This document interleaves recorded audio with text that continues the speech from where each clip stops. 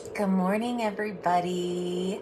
Um, Today's live is about cozying up. And for those of you in the Seattle area, today is a perfect day to cozy up. I just walked around the lake and it was rainy, and now I just put on a bunch of sweatpants and sweatshirts. So today's topic couldn't be more, I don't know, well timed. Hi, Kathy. I am also coming off the heels of the Journey Back to Your Soul retreat. It was so amazing. It was so healing. It was, as the guide for these women, so heart-filling. And I just love being in that healing space to help others heal their inner child wounds, heal their wounds, and really step into that spiritual awakening, which was what this weekend was all about. And it was also super fun. Like, it was super, super fun. We laughed, we connected, we had dinner together and ate together, and did like fun energy field exercises. And then our hypno journeys were, I call them hypno journeys because it is, you're in that hypnotic state, so you could be in that subconscious, which is where we access all that psychological and spiritual yumminess. And so I guided them through this awesome journey to heal the inner child, but then also to bring them into this like beautiful cave, because as women, we're always going. And so to be in this beautiful, nurturing cave really kind of allowed the participants to just be, and to create a space inside to just be. So that was the first one. And then the second one, we journeyed to the Akashic Records. So, and for those who don't know what that is, just a little snapshot, that is essentially the universe's living library. So it is an energetic plane where every thought, every experience, every emotion, every lifetime since the beginning of your soul spark lives. And so we journeyed there in that hypnotic state, and they were able to access what their soul purpose is in this lifetime. Because in the session before, one of the things that we explored were the core wounds and how they are related to the body's energy centers. So it was amazing, super awesome. And then came home, and I'm super bittersweet about this. I am moving offices. And so kind of like, part of me wants to cry because I so super love this office. And then the other part of me is really excited because we as in all of us, we're all moving into the bungalow, which is in my backyard, which has been Airbnb for like 7 years. And it is now my soon-to-be office. So it's private, and my one-on-one in-person clients could be in there, and I'm excited. And I have my backyard back, so that's really exciting. So today I am kind of also shutting down this office, also to let Rob, my husband, have it, because he has been working from our kitchen table. So it is all good, but there are lots of changes. And so anyway, getting back to cozying up and fall weather, I wanted to tell you about my favorite books, because we were talking about this at the retreat as well, and we were like, okay, let's make a list. And so my latest, let me see if I have it. I have it right here. All-time awesome, not all-time, but like, this is an amazing book, The Empath Survival Guide. I recommend this for every single empath or someone who thinks they might be an empath and they're not sure. Great book. She is a psychiatrist, so it goes into like the psychological aspects of it as well as the spiritual. So that's that. This one I absolutely am loving right now, Energy Healing for Empaths. It is super readable. It is super digestible, and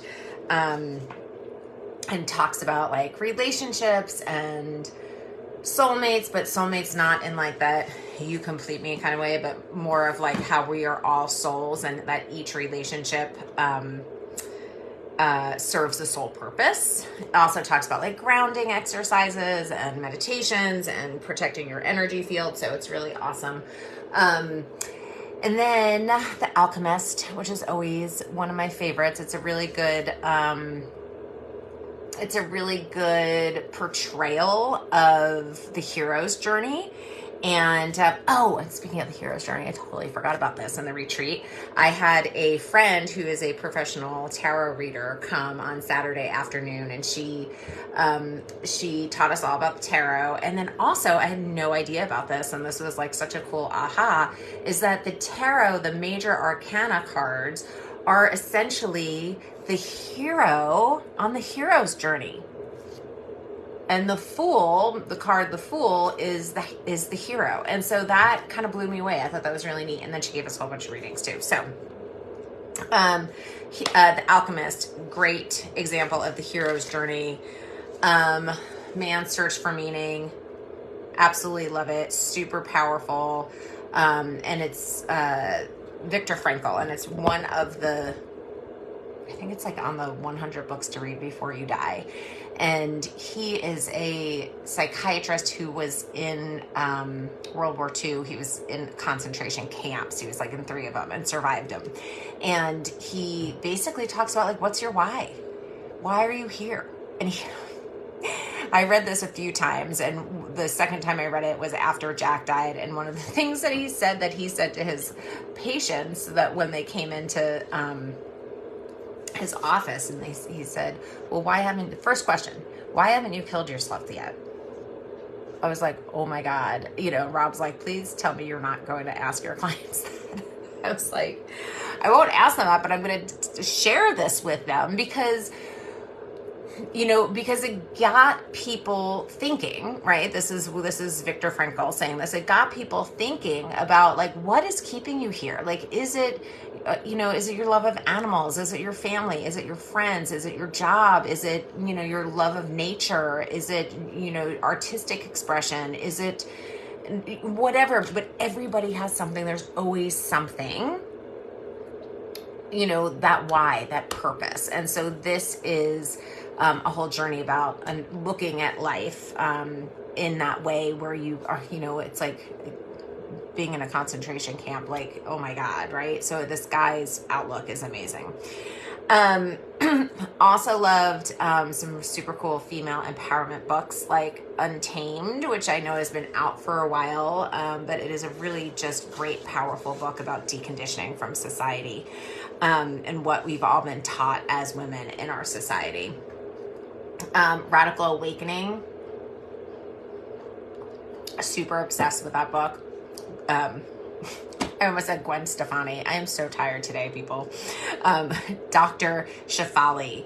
And she is a psychologist, and it's for women over 40 who basically are questioning their lives, right? Like, and she really takes a look at like the patriarchal, societal, familial, cultural, and also a psychobiological perspective of being a woman, which I found was really, really, really cool. So pick that one up. I listened to it.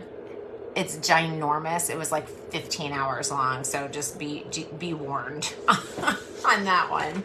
And then also just some other books, like, cause one of the topics that we were just, that had come up over the retreat was like a resistance to life. And there are a lot of people out there who have this existential issue of being resistant to life, myself included, which I had found decades ago in my own personal journey that I continue to work through. Like even just moving into this new office, total fucking resistance. Total resistance. I'm like, I know it's going to be awesome. It's going to be amazing. It's like 3 times the size of this space. Like, anyway, but it's all these like, so how do resistances come up in your life? on big levels as well as little levels, and how can you work through them and just kind of just do it, right? So hey, I'm kind of sad because this light is like way better. Like it's just so bright and lovely in here, but it's gonna be great. Everybody's gonna love it. But like, so Big Magic is one of those really great books where she talks about, that's Elizabeth Gilbert, the Eat, Pray, Love person, as well as, I don't know what I was going to say, as well as what, I don't know. I also got my period this morning, and for anybody who's in perimenopause, like, can we just talk about that for a second? Like, I literally feel like I'm 14 again, and I'm like exhausted and crampy and, you know, just all the things. So there's that as well. Okay. So Big Magic, all about fear and creativity and how they are, as she puts it, like conjoined twins. You can't have one without the other, right? Which is basically that resistance, right? So like when you're feeling that resistance, what can you do to lean into it? And what is that, like when you lean into it, like that current of creativity that is going to flow once you kind of lean into that resistance. And so, you know, what she says is like, fear is always going to be there. And how she puts it is like, but you know what, it could hang out in the back seat of like on a road trip. It's not going to ride shotgun with me. And then the other book that I also love and recommend to a lot of clients is also about fear and resistances. And that is The Big Leap. And that is by Gay Hendricks. And he is a Stanford psychologist and an executive coach. And it's all about overcoming fears so that you can,